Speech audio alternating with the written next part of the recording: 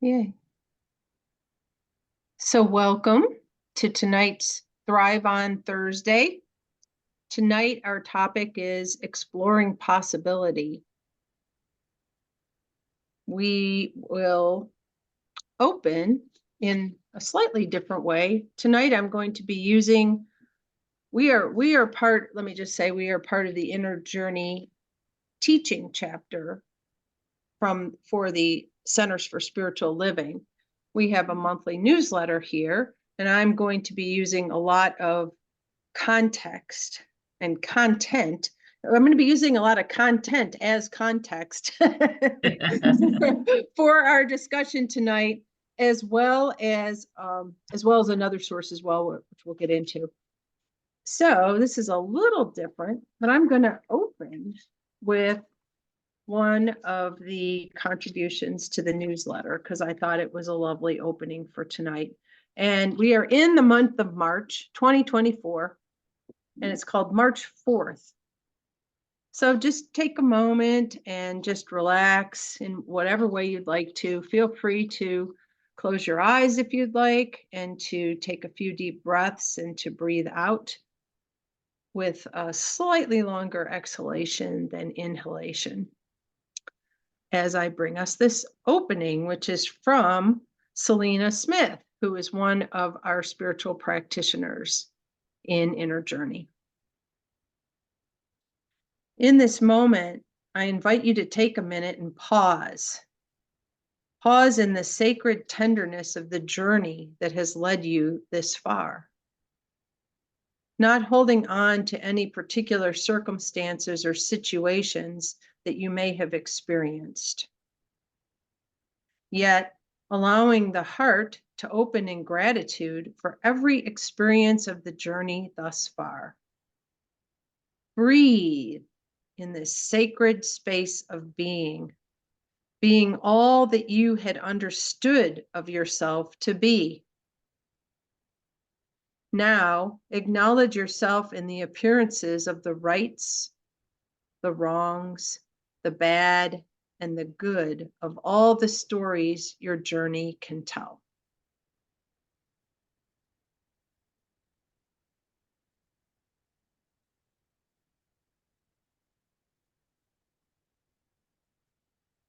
Now, I invite you to remember to wrap yourself in the truth of your being as Spirit has created you.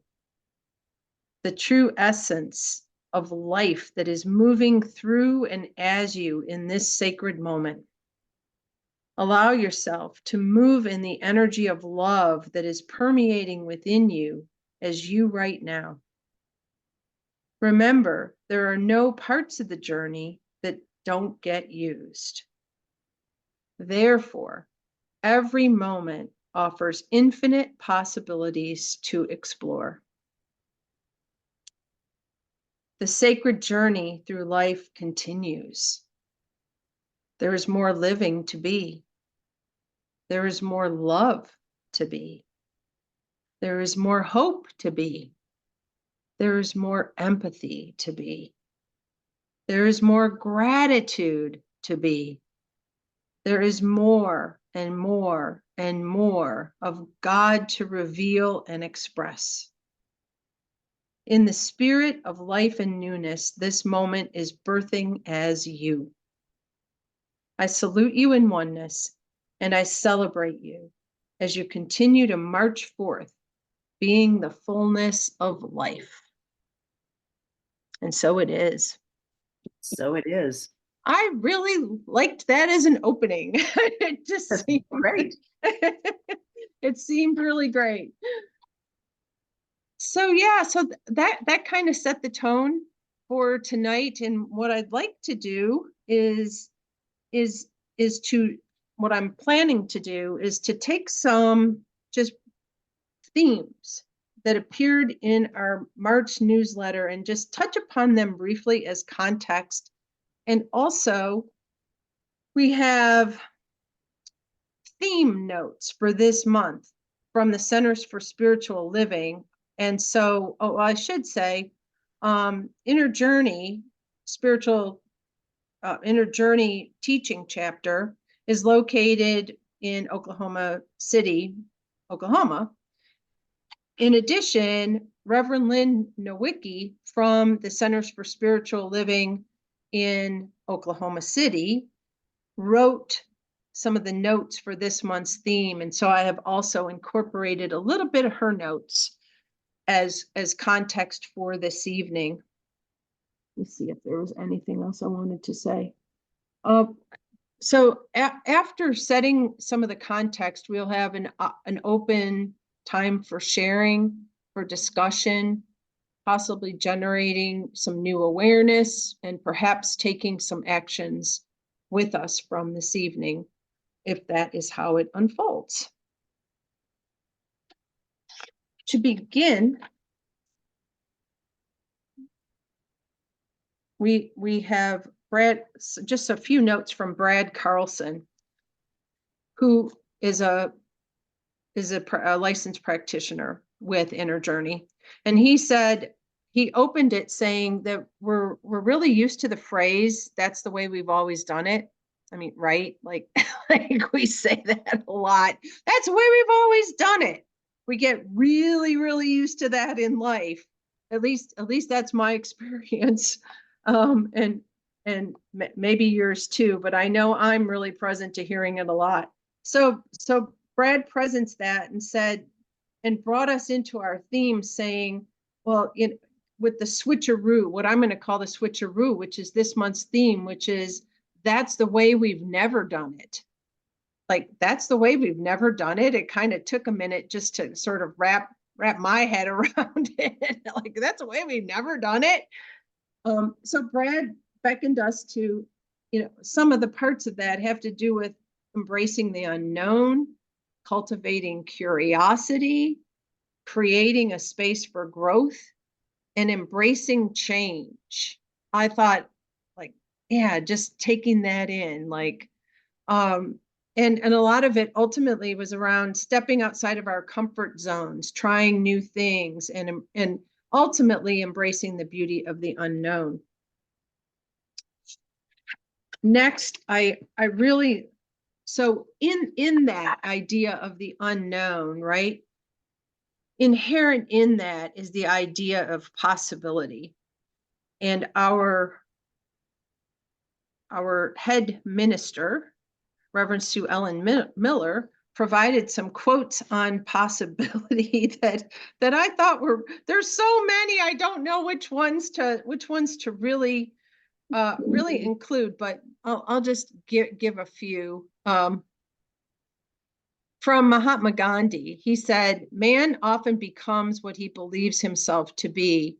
If I keep on saying to myself that I cannot do a certain thing, it is possible that I may end by really becoming incapable of doing it. On the contrary, if I have the belief that I can do it, I shall surely acquire the capacity to do it, even if I may not have it at the beginning." One of a person who I have no idea who it is, Mildred Taylor, you may know her, but I don't know her. She said, "So many things are possible as long as you don't know they are impossible." Thomas Edison, the famous inventor, said, "If we all did the things we are really capable of doing, we would literally astound ourselves." And someone else who I don't know, Arthur Clarke, said, "The only way of discovering the limits of the possible is to venture a little way past them into the impossible." Arthur C. Wasn't he the, I want to say, astronomer? Or I have no idea. It could be. Yeah. I also like Thomas Merton's quote. He's a famous theologian, I believe. He said, "You do not need to know precisely what is happening or exactly where it is all going. What you need is to recognize the possibilities and challenges offered by the present moment and to embrace them with courage, faith, and hope." So we're stepping into some of our exploration around possibility. So one other thing about possibility that I had mentioned in my article is that we believe in following science of mind, that infinite intelligence is everywhere present. Another name for that, another way of looking at it, is that all possibility is actually everywhere present in every moment. And so just to presence that. Now, we also had an article from, one second, from Kevin McGee. And Kevin brought in the idea of our partnership with the divine. So and one other thing, but so he spoke about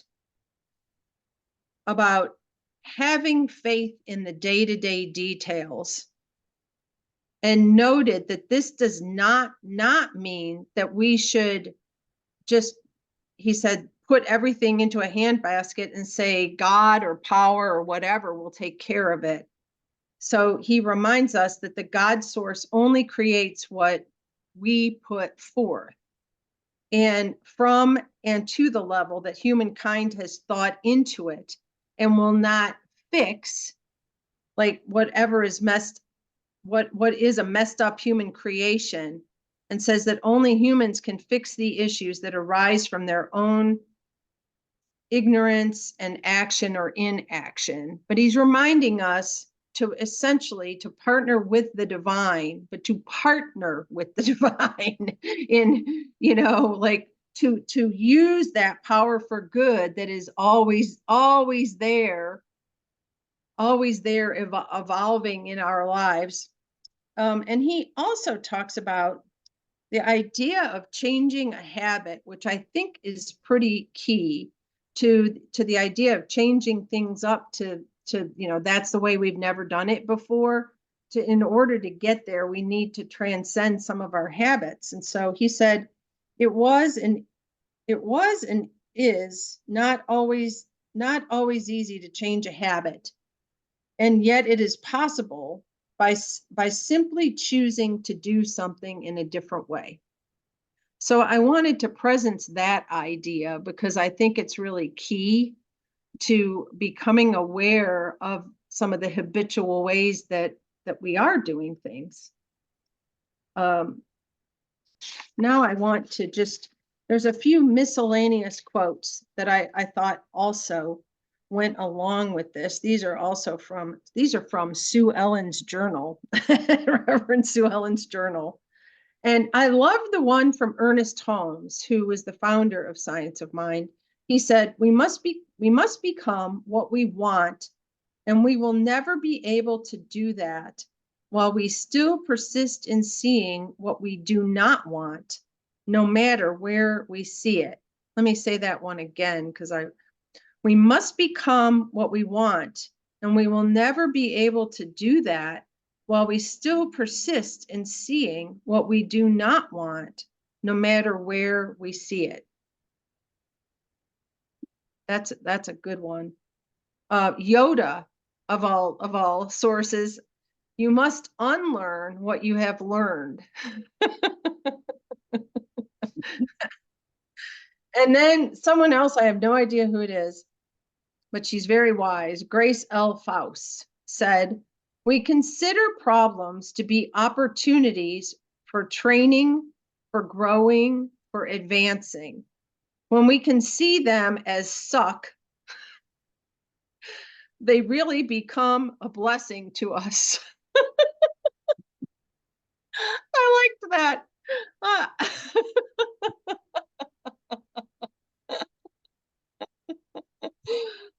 Anyway, yeah. So, yeah. So I liked all of that. Let me present one last thing at this point before we just start maybe getting into some discussion. So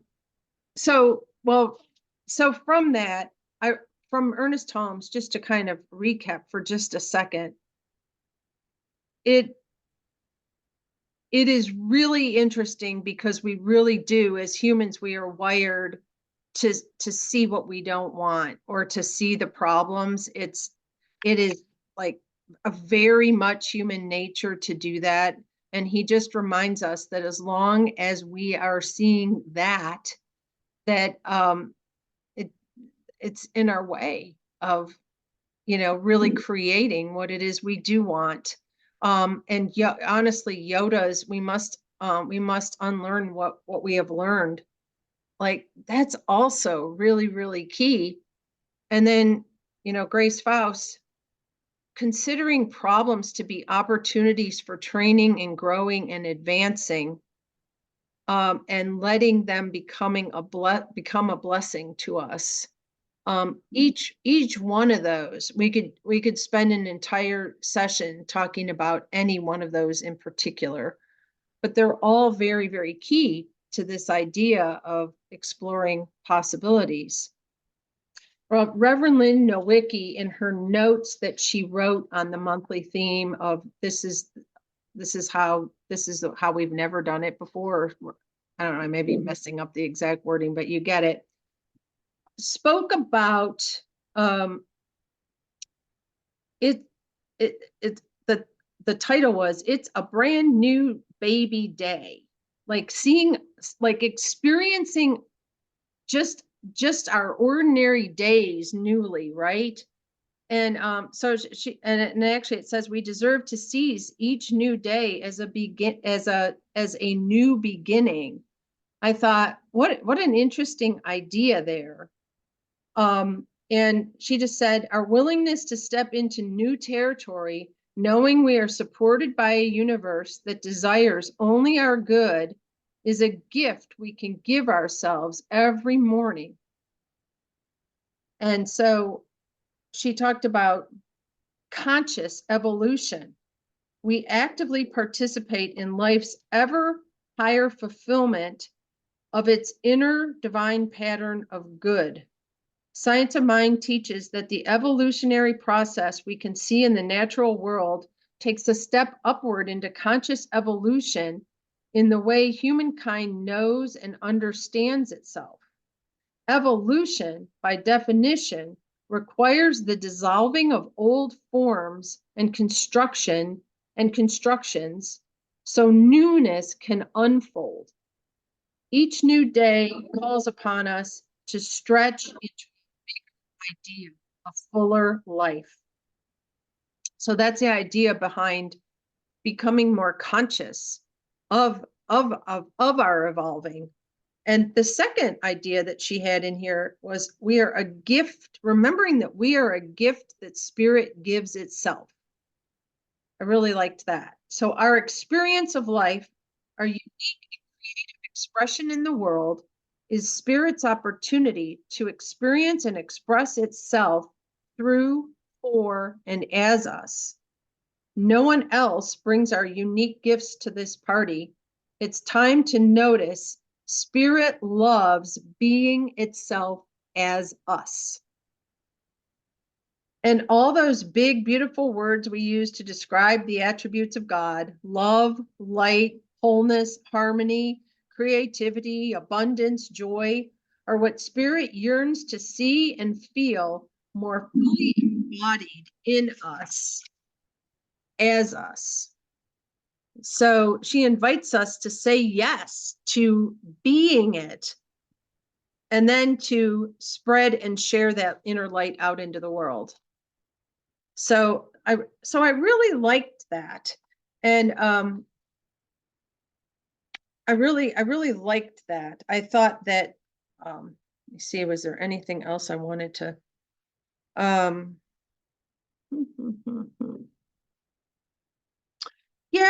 yeah. So yeah.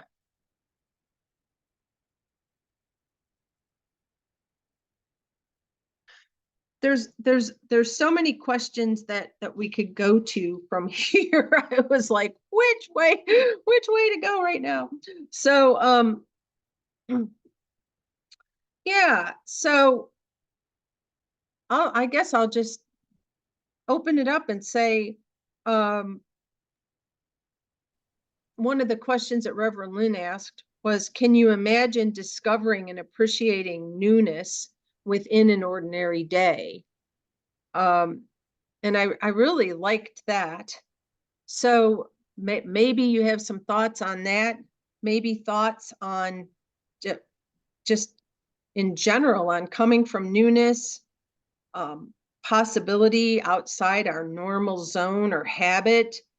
Maybe you have some ideas on how, let's start with that, and then we can go in on some of the other ones. One of the things that I have as a post-it note on my computer at work, I have journals, as you can tell, of all these different quotes. I mean, I have lots of them come out of my readings and whatnot. But somebody said somewhere, and I picked it up and wrote it on a post-it note, put it on my computer. And I have a huge screen. I have a big screen. It's not huge. That sits up off the desk about that high, which lets me put post-it notes across the bottom. And one of them, and down the side, as well. And one of them says, it's a blessing. Just everything's a blessing.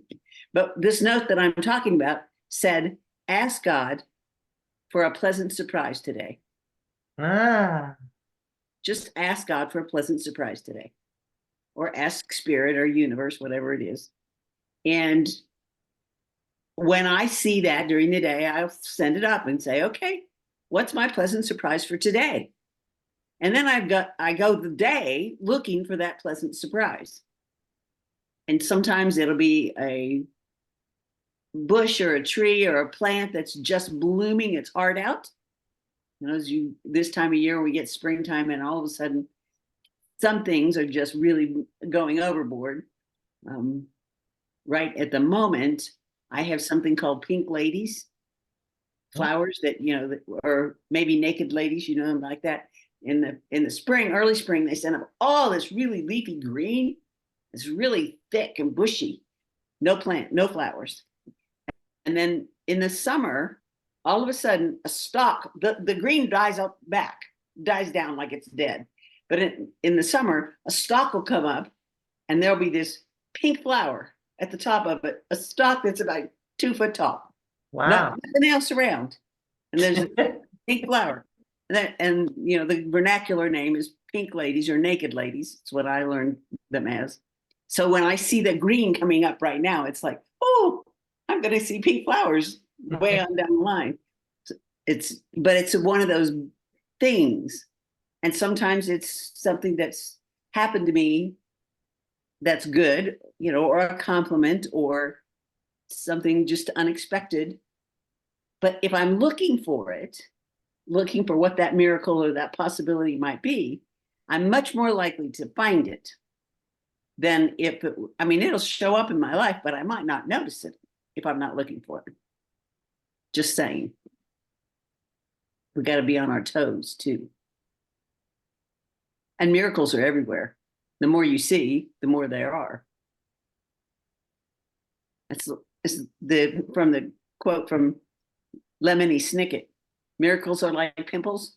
Once you start for them, you find more than you ever dreamed. That's funny. I like that. At Unity Church.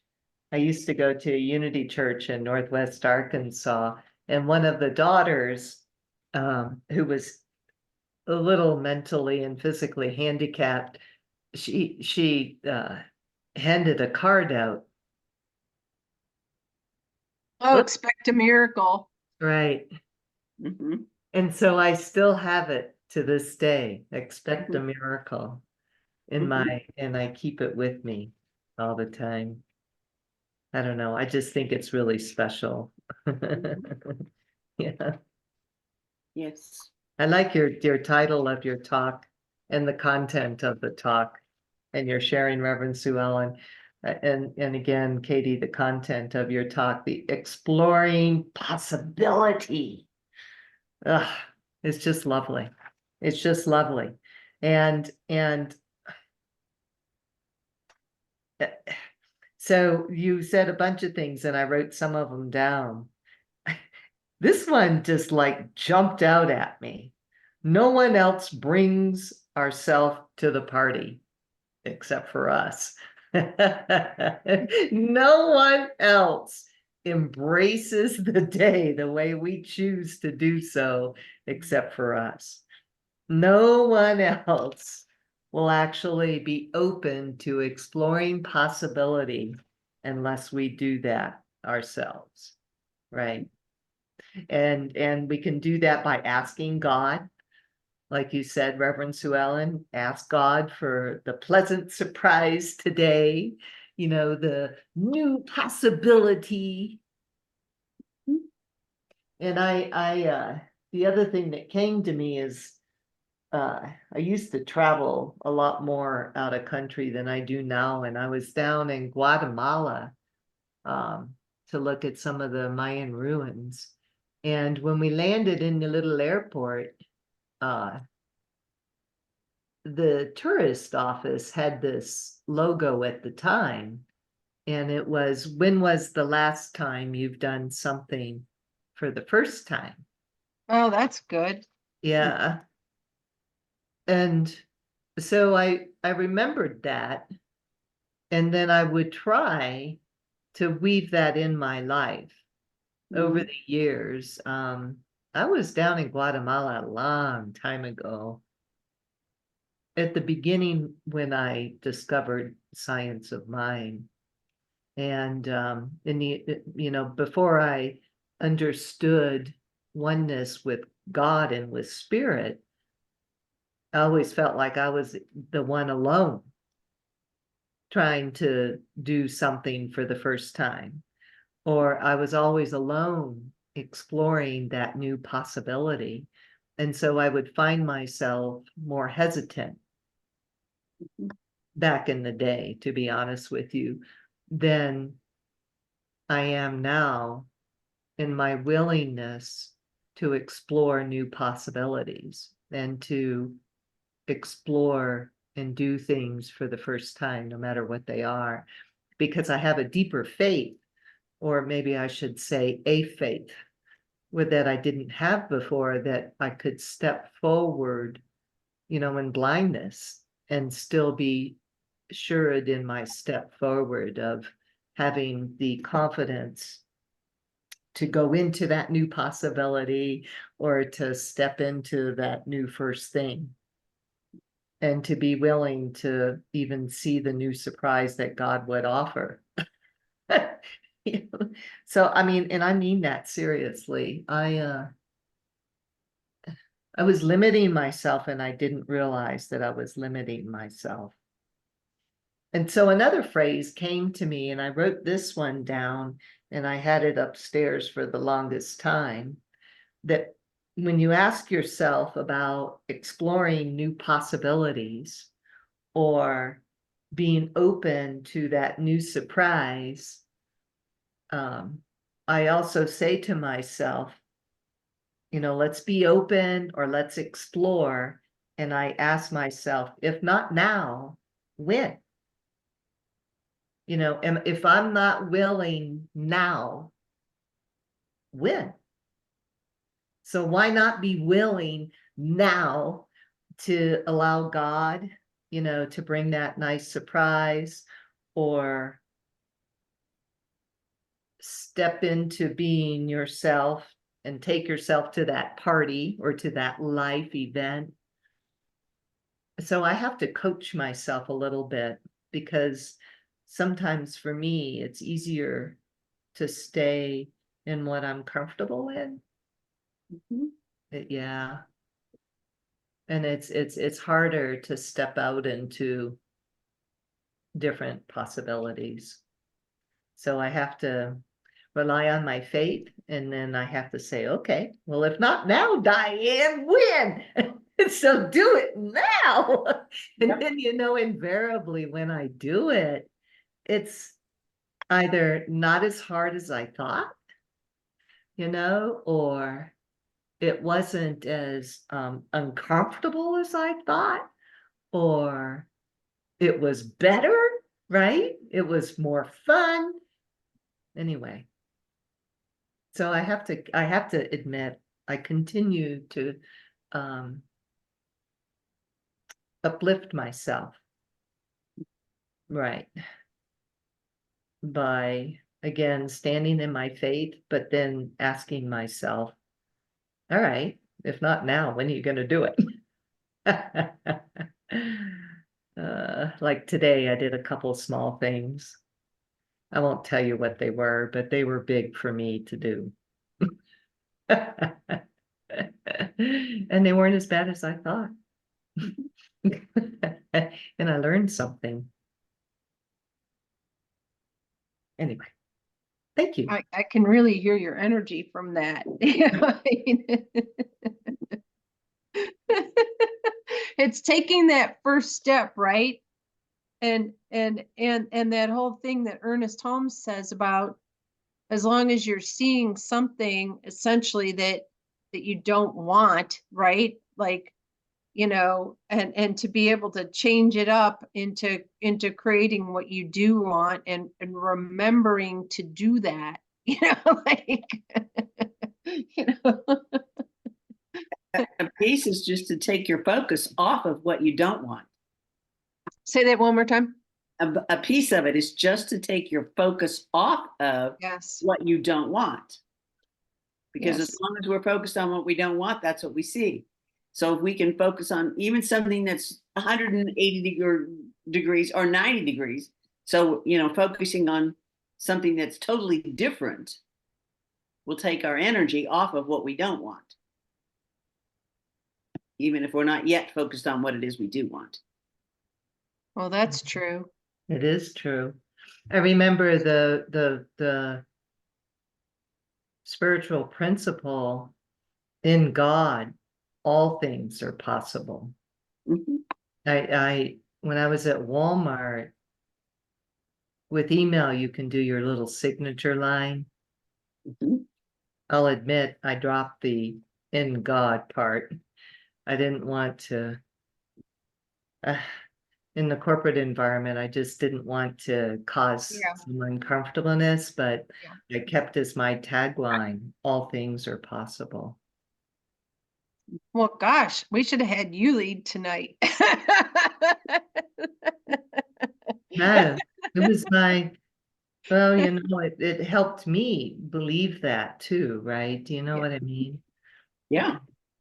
I don't, I ebb and flow on my belief with that. if It's that really helpful to have other people around us who are in that same wavelength to be able to interrupt it when we're not in possibility. I was in a story yesterday, and I could hear it. I was in non-possibility, right? Like it was a long standing story, and the person said, Katie, that's a story. That's a story. And I was like, yes, yes, it is. Thank you. You know, Mhm. It's yeah. also, it's also important, I think, to surround ourselves as much as we can by people and situations, but primarily people who are more like us or more like what we want to become like than people who are not. So when we are around people who buoy us up or help lift us up, or reach a hand out to help us up one way or the other, even if it's just a mentally or a reminder, that you're in that story, girl. It's like, okay, that helps us. So I had an opportunity today to write a letter to a prisoner that I have not talked to before. He sent me a letter saying, I want to get your newsletter. Oh, I mean, I send it out to people in prison and they pass it around. but I won't just add somebody new to my list until I've talked to them, because then I would be sending out hundreds of them at, it's not inexpensive to send. It's not expensive, but it's not inexpensive to send out 25 newsletters because of the postage, et cetera, et cetera, et cetera. Anyway, so I make sure that everybody that really wants it writes me a letter to say, put me on the list. And I suggested that he talk about some of the points that I talked about in my letter to him with the person who shared the newsletter with him, because he obviously was somebody that was on the same wavelength. And you're not going to find very many people in prison who think like we do. Mm-hmm.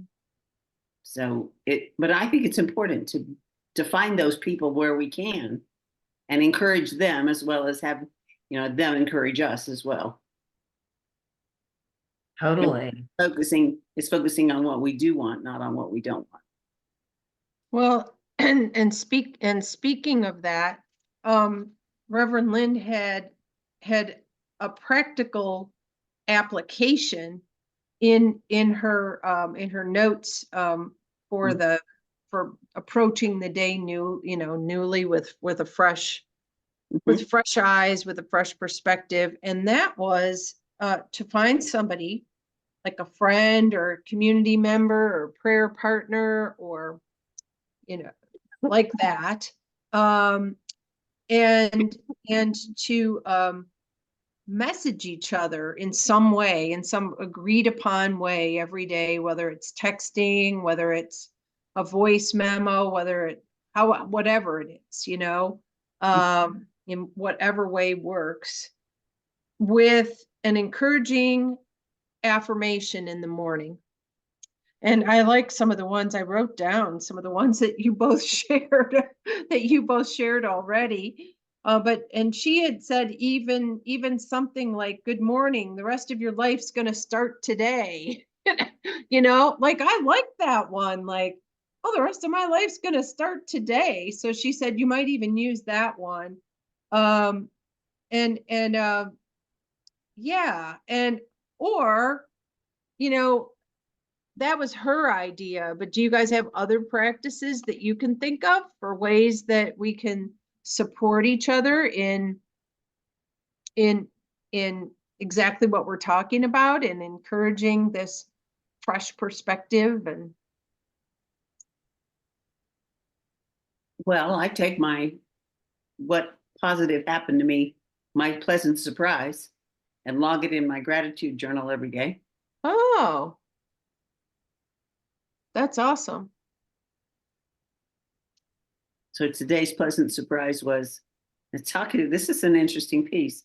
The pleasant surprise, I got a low tire pressure light on my car this morning as I pulled into the parking lot at work. It wasn't there in the garage when I started the car. And then I was driving, so I wasn't paying a whole lot of attention to early morning driving in the rain. But I noticed it when I pulled into 15 minutes later into the parking lot at work. I'm going, hadn't planned to take my car to get the tire checked on my lunch hour today, but apparently I'm going to do that. So I had all morning to kind of work that around, and then, okay, ask for my pleasant surprise. And I go take my car, and he said, yes, you do have a low tire. It's this one. He said, but all of your tires are at the point where we begin to recommend that you replace them. It's like, okay, well, I've not replaced the tires on the car since I bought it. That's almost 4 years ago. So maybe it's time. So we went inside, and he starts to explain, well, I like this one, and blah, blah, blah. Picked the middle of the road, explained a little bit about why he picked the middle of the road tire for me, because I don't drive a whole lot, et cetera, but I do want it to be good, and et cetera. So we picked one. I said, okay, fine, give me 4. How fast can you do that?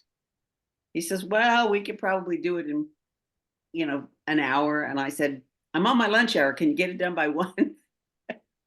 He said, we can try. So the positive thing that came out of this was he had it done at 10 minutes till 1. Wow. So like 20 minutes to replace 4 Nice. tires. He got other people to help him do it, but Nice. isn't that cool? I mean, it was like, okay. That actually qualifies as expect a miracle because the tire place here, they're great. They're a great shop and they give you a great warranty where like if something goes wrong, they'll fix it for free Yeah. as long as you own the tire. However, you cannot make an appointment. And so you have to just, it's first come, first serve, and it can take a while. So that is, is great. I've been there times when it took a while. I've been there times when they do make appointments here. And I've been there times when I've done that, but they've always been really helpful. But I just thought my miracle today, or my pleasant surprise today, was getting all 4 of the tires changed and me back on the road, and it drives much better because the flat or the nearly flat tire, the one was missing its air, was obviously causing a problem. So, but that's my good news for the day. I absolutely love that. It's this is a total aside, but years ago I was at the car dealership and I knew I was needing new tires pretty soon, but they gave me a quote on it, or at least I thought I was. And so I heard you know, I'm going to say a voice, but it, you know, that's how I hear intuition.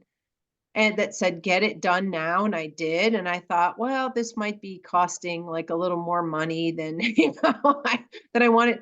But like right after that, like days after that, we were out and a storm came in much quicker than we were expecting.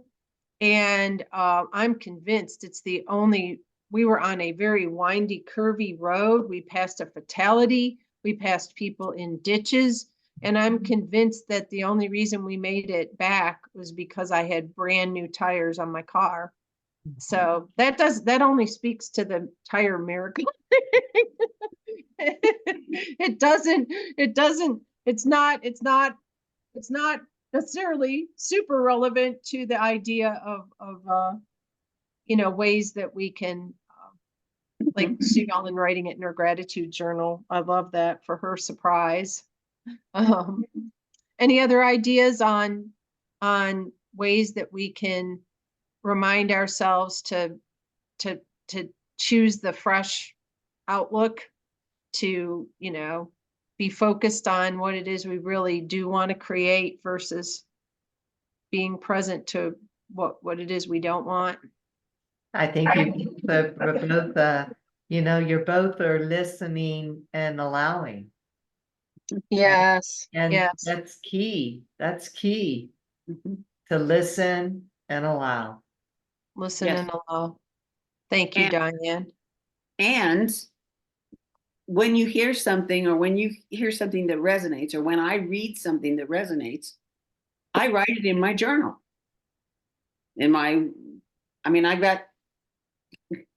I have hundreds, not really, but I have several journals. And each day in my early morning reading, I try to get at least one thing out of it, the 4 or 5 books that day books or et cetera, that I'm doing, that resonates with me. And if I'm reading it, there should be something in there that I get out of it.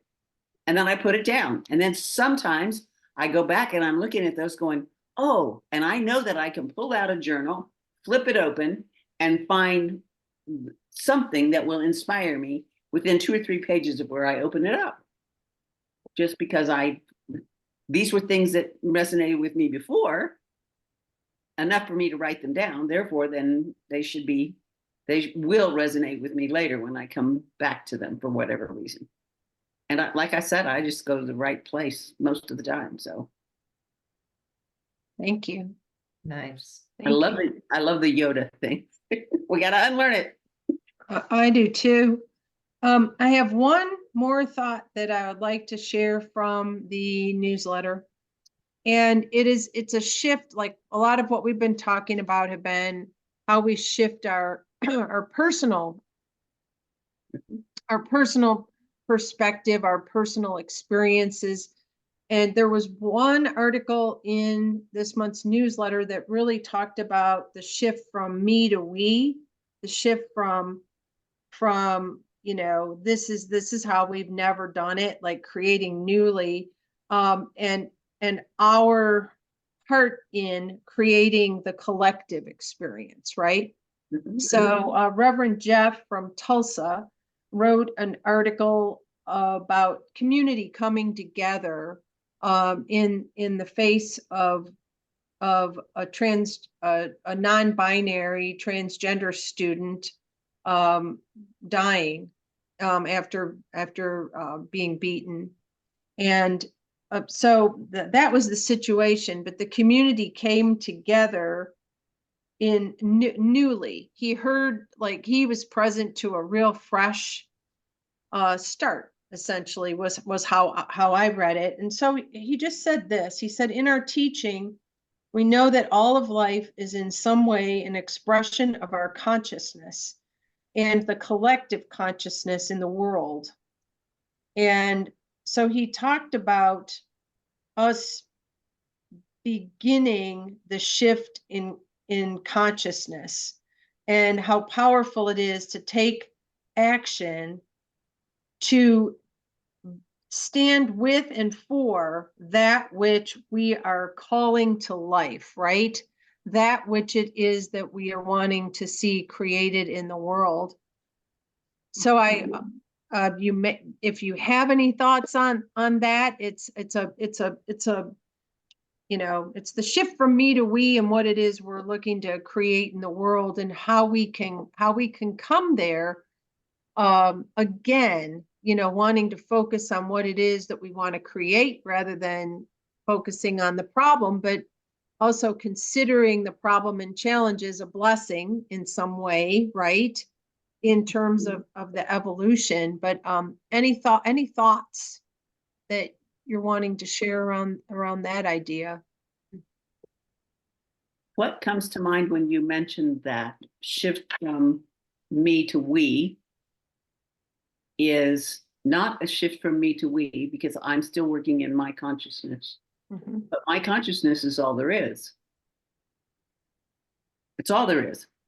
I mean, just because I express my piece of my consciousness and Diane expresses Diane's piece of my consciousness, because it's all God's consciousness, is the Dr. Hugh Lin's Ho'oponopono process in curing the criminally insane in Hawaii, with focusing on what it is in my consciousness that caused this issue for this other person. What is it in my consciousness that caused this problem with starvation in Bulgaria? I mean, I don't even know who's got a starving population, but what is it in my consciousness that caused that? I mean, there's something somewhere in my consciousness. Please forgive me for whatever that is that's in my consciousness that helped cause this situation. That's awesome. Please forgive me for whatever it is in my consciousness that caused this. I'm sorry. Thank you. I love you. Those 4 lines. And if we're the Dr. Hugh Lin has done, or the group that works with him or did work with him, has done like 8 or 9 little books called Blue Ice. And they're the only where, I think the only place you can get them is from him, but I don't know, or from the agency. And they're fascinating, but it's all about using those words to heal everything. And if he can heal the criminally insane by working on his consciousness. Now, it didn't happen overnight. It took him 4 years, but still 4 years. What if we could cure world wars in 4 years? I think that's a very good question. What is it in my consciousness that has caused this situation? And you Or can do that, contributed. huh? Or contributed to Or it. contributed Right. to this you know, that had or contributed to this situation? I mean, that is an incredible question to ask yourself. Well, Mhm. and he's not talking about, you don't need to know the answer. Mm. You just need to ask for forgiveness for whatever it is that's in your consciousness that caused it. Okay, so that's fair. I always, though, like to know how I should shift, right? That if there is a particular conscious or unconscious behavior pattern on behalf of me, I have to admit, I always want to find that and then shift it. Yes. I- And the material that I've read with him has said that you don't have to know the what. All you have to know is that you're willing to shift. So, okay, well, that's fair. And who is this gentleman again? What's his name? Dr. Hugh, Hew, Lynn, Len, Hugh Lynn. Okay, thank you for sharing that. Mhm. I appreciate that. He's in one of, oh gosh, I can't remember the whole, if you Google Ho'oponopono, you'll Right. come. He's there.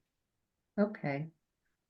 That's nice. Joe, somebody or other, not Dispenza. Oh, yeah. Yeah. Wrote about him in his book Yes, and wrote a whole book about him. yeah. That may come to me before we end, but in case it doesn't, yeah, it's Joe something, like an Italian last name or something. Right. So just one last question. What are you taking away? What's your main takeaway from this discussion or, you know, yeah, or any steps you're taking away is like, Reminder, be open. oh, that's actually, Diane, do you have anything? I don't know. I keep going back to this. No one else brings ourselves to the party except for me, you know, That- Yeah, myself. that's true. And then, That- you know, then you can go into what is my conscious or subconscious Mhm. contribution? What do I know about fate?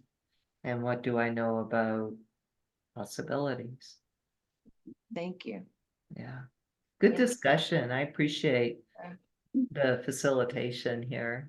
Yes, you're very welcome. And so just for everyone here and also anyone watching the video replay, if you would like to, well, first of all, if you'd like to sign up for Inner Journeys newsletter, the website is inner-journey.org, inner-journey.org. You can sign up for the website or for the website, sign up for the newsletter, and then you will get the Zoom link if you'd like to join us in person for one of the Thrive on Thursdays, which are held is it the first, third, and fifth?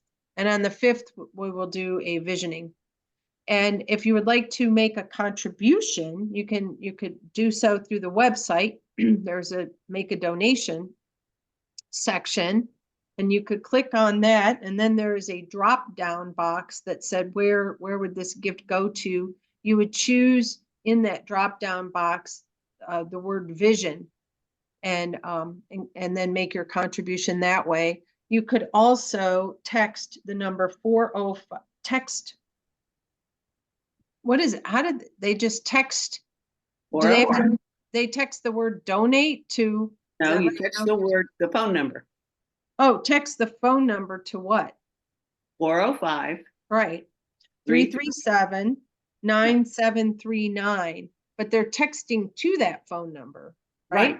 And the message would be the amount Okay. and the word vision. Oh, yeah. Okay. So, yeah. So the message would be the amount and the word vision, and that gets charged via their phone plan. Is that right? Yeah, it just comes in on easy type. Yeah, it comes in that way. Yep, go So- straight. You do have to set up where it's coming from. You know, so you have to put in your bank account information and your routing number for the bank account. What's your word, Sue Ellen, Reverend Sue Ellen? Grace. Thank you. Yes. So vision. So- So to close for this evening, Sue Ellen said that her reminder was to be open.